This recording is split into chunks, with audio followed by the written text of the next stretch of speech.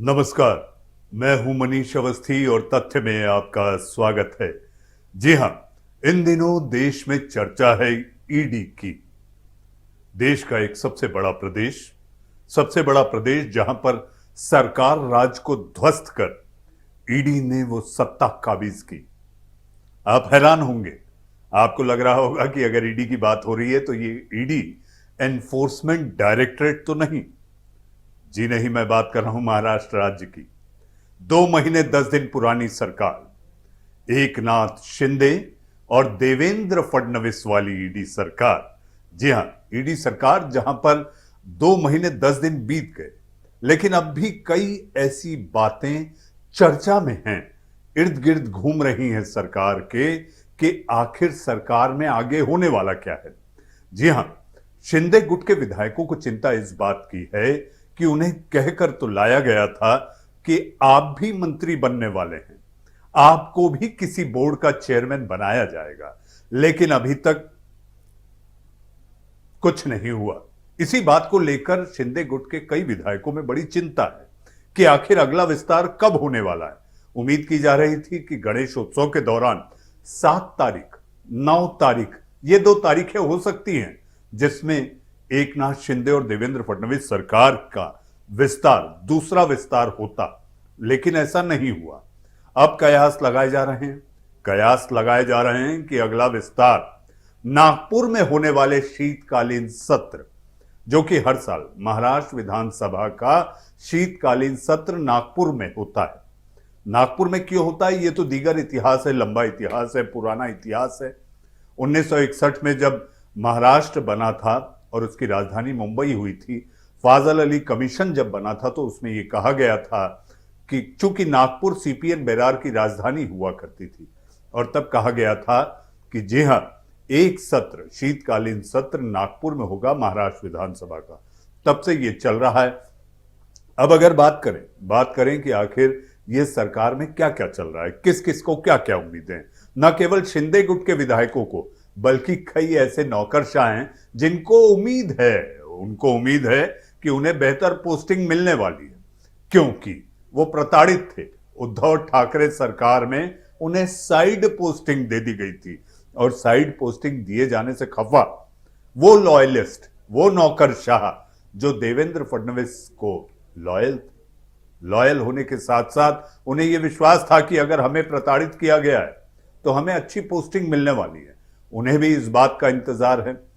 कई नेताओं को इस बात का इंतजार है कि आखिर अगर सरकार पूरी तरह काम कर रही है, गवर्नेंस चल रहा है, गवर्नेंस हो रहा है या नहीं, इस बात की चिंता के तहत उन्हें यह लग रहा है कि आने वाले 6 महानगर पालिकाओं के 6 महानगर पालिकाओं के जो चुनाव हैं, जिसमें सबसे बड़ा चुनाव बीएमसी का है, वहां पर बीएमसी के वार्ड का जिस तरह से बंटवारा हुआ है, उसको लेकर यह माना जा रहा है कि आखिर एकनाथ शिंदे की अगुवाई में देवेंद्र फडणवीस और एकनाथ शिंदे बीजेपी का परचम बीएमसी पर लहरा पाएंगे क्या? क्या सरकार राज को यहां भी पटखनी दी जाएगी? सरकार राज का मतलब, मैं कह रहा हूं राम गोपाल वर्मा की सरकार पार्ट 1 पार्ट 2 नहीं, मातोश्री को पटखनी अगर बीएमसी में मिलती है तो मुझे ऐसा लगता है कि शिवसेना पूरे तौर पर फ्लैट दिखाई देगी। लेकिन सियासत में यह कहा जाता है कि सियासत में कभी किसी का कोई अंत नहीं होता, कब कौन कहां से ऊपर आ जाए कोई नहीं जानता। जैसे एनसीपी में आपको याद होगा, अनिल देशमुख 70 साल से ज्यादा की उम्र के बाद गृह मंत्री बनेंगे, ये कौन जानता था, लेकिन वो गृह मंत्री बने।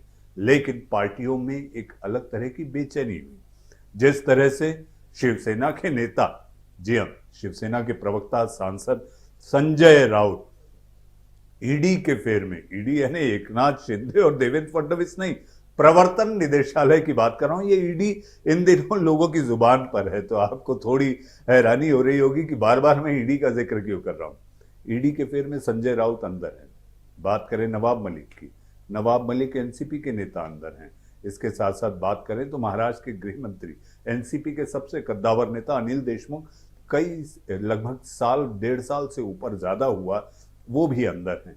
इस तरह से अगर देखा जाए तो एनसीपी के साथ साथ कांग्रेस, और कांग्रेस के साथ साथ जो निर्दलीय हैं, उनको इस बात की चिंता है कि अगर if you don't fall in the line, अगर आप जरा सा भी दाएं बाएं होते हैं तो आप अपना राजनीतिक नुकसान कर बैठ सकते हैं।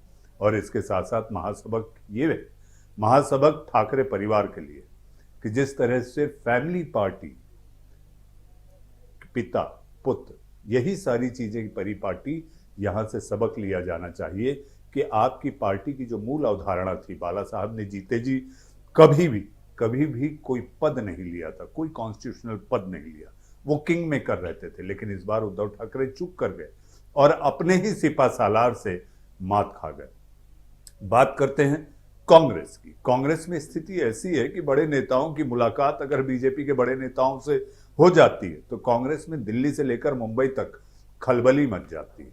कांग्रेस के प्रदेश अध्यक्ष नाना पटोले, आप जानते हैं, नाना पटोले बीजेपी गए, बीजेपी से कांग्रेस आए, पहले कांग्रेस थे, कांग्रेस के जब से हुए तब से बीजेपी को कोस रहे हैं। लेकिन नाना पटोले भी ये जानते हैं कि इस समय उनकी पार्टी की स्थिति डामाडोल है। तो ऐसी स्थिति में नेताओं को ये लगता है कि कहीं ना कहीं बीजेपी के पाले में जाने में ही उनका फायदा है, और नीति भी यही कहती है, जहां दम वहां हम।